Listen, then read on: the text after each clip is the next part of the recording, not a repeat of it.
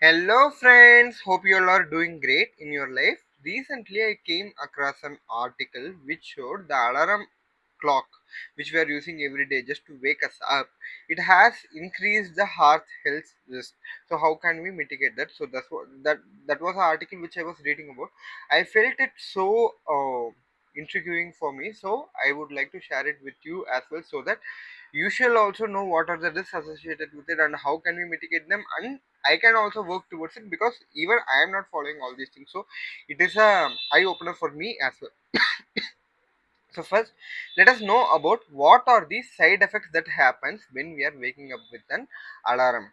So there is a cycle disturbance, which means like when we while we are sleeping now, so there are two different cycles which is called as REM sleep and NREM sleep. REM is rapid eye movement sleep, and NREM is non-rapid eye movement sleep. So these cycles keep on alternating among each other, so which is like deep sleep with light sleep, and all these things keeps on alternating with each other.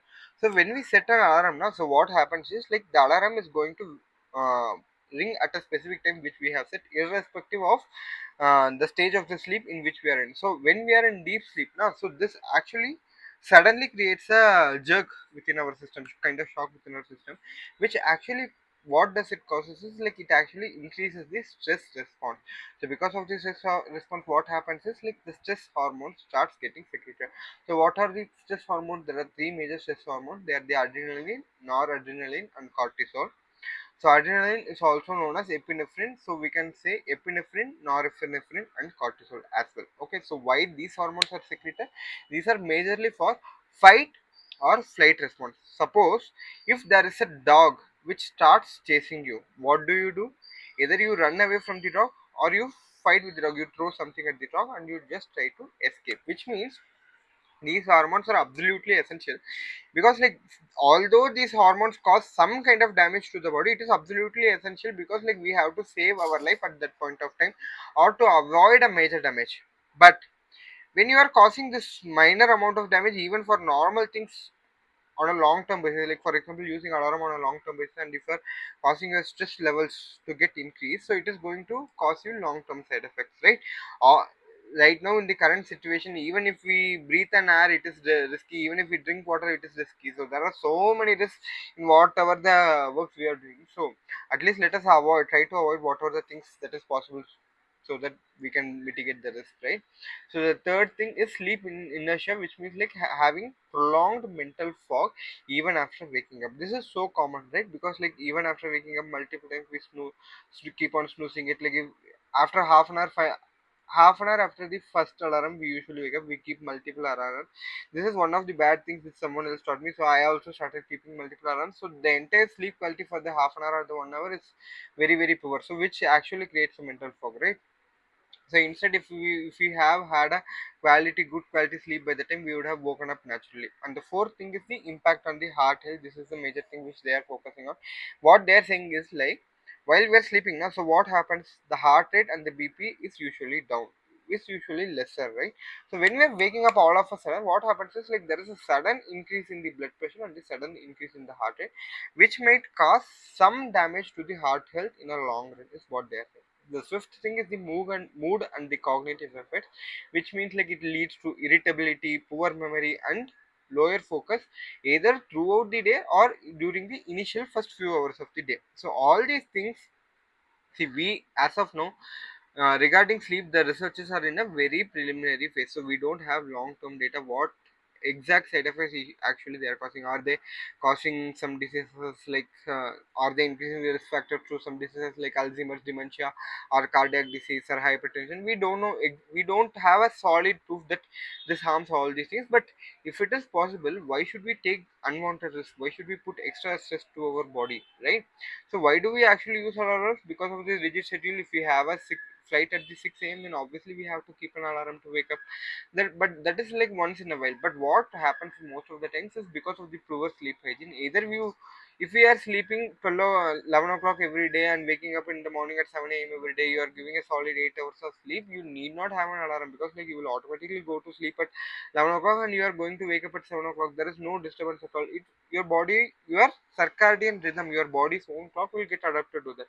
But this is never possible, because like people sleep in the morning. People like one day sleep at 11 o'clock, other day sleep at 12, some days at 2, some days at 3, some days at 1, because like they have slept in the morning, then they keep on watching movie in the evening. So if you don't have a continuous sleep, again the mornings after waking up you don't feel that much fresh, right? So, and the third most important thing is like either because of the insufficient or the inconsistent sleep, which means like if you sleep for 8 hours, automatically we are going to naturally wake up. But if there is an exam, you have kept alarm after 4 hours, so obviously you have to keep an alarm, right? Because like there is insufficient sleep and it is also going to make your entire day worse. So what are the common solutions? What are the solutions I am saying? Na? They are not. They are more and more of a practical solution. See, even I am not following these things currently, so I am telling you so that even I will also start following these things. So you can also start following it. So I have just read the article, but still I felt so much intriguing. That's why I am sharing this with you. So let's work together too, but for the betterment of our own health, right? So first thing is improving the sleep hygiene. So what is sleep hygiene? Go to bed at the same time, wake up at the same time, because this will set your biological clock at certain rhythm. So without alarms you will naturally start waking up after a few days, right? So the next thing is avoid screens before going to food. Usually they advise 2 hours before going to food we should avoid any screens like mobile phone or laptop, and usually 90 minutes after waking up also we should avoid using the phone, so that like we remain focused. These things I was able to follow when I was in during my college years, but after starting the work now there is so much amount of stress, so you don't focus on all these things. That's why after becoming having so much of stress, I have got so much of hair fall, so much of acne, like which was not there for so long time. So all these, this actually shows that your entire body is in a stressful condition. We should actually avoid that without knowing na. So our body is chronically getting damaged. So that's why all these diseases like diabetes, hypertension, cardiac disease, lipid, deranged lipid profiles, autoimmunity, everything is chronic disease, because you are causing chronic damage in some way or the other to the body. Okay, so I use mobile phone, but still I get good sleep, but still I will try to avoid, like, because most of the works these days are done either with the laptop, iPad, or mobile phone, right? Uh, who is actually having a physical book to read all these things? During my MBBS time, we used physical books to read, but during my PG time, how many books could I even buy? So everything is like literally digital. So you are doing something. We don't have so much amount 2 hours of leisure time to do something extra. Your entire day is packed. So we will try to avoid as much as possible. So the next thing is avoid caffeine. I don't usually drink tea coffee. So if you are drinking tea coffee, make sure that you are drinking it at least 6 hours before going to bed. And the next thing is like keeping your room cool and dark. See, first thing is, I can also say, some people will say like even after drinking coffee I get good sleep. So for example, I will also many of the days, even with the light turned off, I have dozed off, because like I was feeling so much tired. So even during my college days, while my friends were studying, I want to sleep even when there is sound, even when there is light.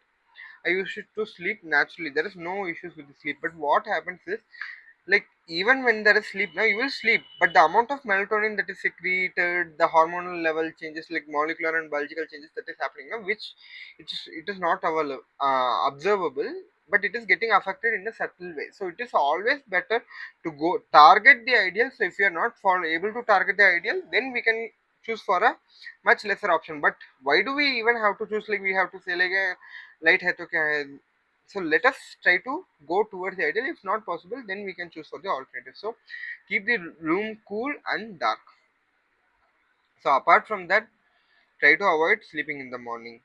So the next thing is like use natural light cues to wake up. For example, the house which I was living before now, it is covered on all the four sides by the building. So what happens is like whether it is morning 7 a.m., morning 8 a.m., or at night 10 p.m., everything looks same. So you have to use the natural light. Sometimes I would have waken up at morning 8 a.m. and I would have thought it is just 7 a.m.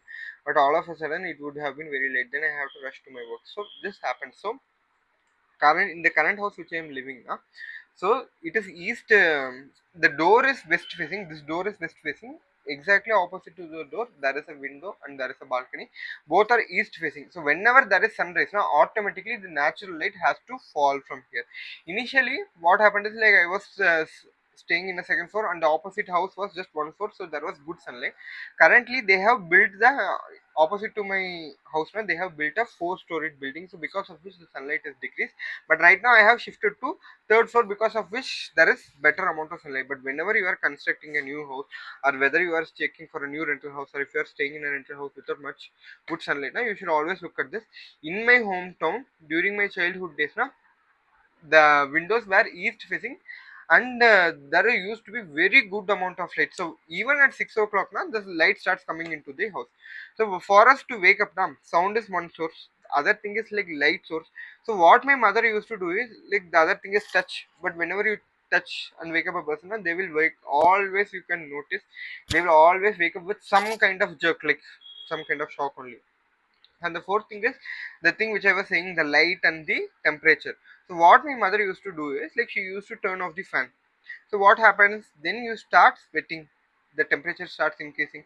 So then you naturally wake up, slowly wake up over a period of 15 minutes. So this is one technique which my mother was naturally following for a prolonged period of time.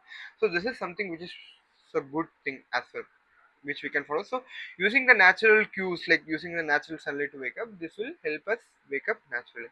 The third one is sleep enough. So when we have exams, we sleep 4 hours and we try to wake up. So obviously you have to keep an alarm and your entire day will be dull unless and until you come and sleep in the evening. So sleeping enough is very very essential. Six to eight, if you sleep for 8 hours now, obviously you will naturally wake up after that without any alarm. So and the fourth most ideally I should have kept this thing as the first thing, because the study is majorly about this thing only. They have told, so whenever you are keeping an alarm now, you should not keep an alarm such that like there is a sudden noise all of a sudden, and the noise is so half a sudden.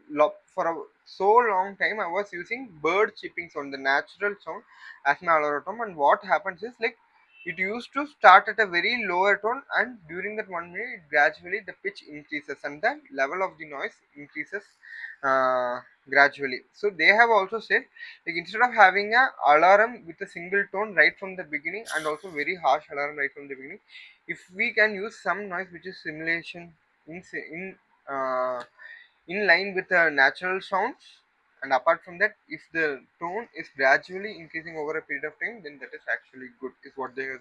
So this thing you can, all the mobile phone definitely has some tone or other like this is a very simple thing which you can follow, even if you're not able to follow all these things. And this thing is for sure you can do it right now also, from tomorrow onwards also. Okay.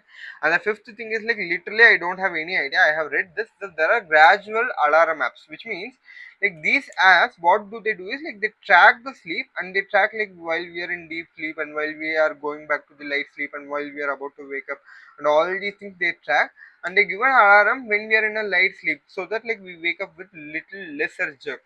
So if you know any such apps, now please do leave it in comment. I will also check that, and I will also try to find the mechanism of action and all these things. If possible, I will make an upcoming video. So you just let me know like if you have any doubts, like what is your opinion? Have you, is it really useful for you? Please do let leave all these things in the comment, and also please do give a like for the video. So I will see you in one another useful video like this. Until then, you can comment in the YouTube channel what next topic do you want to me to speak about.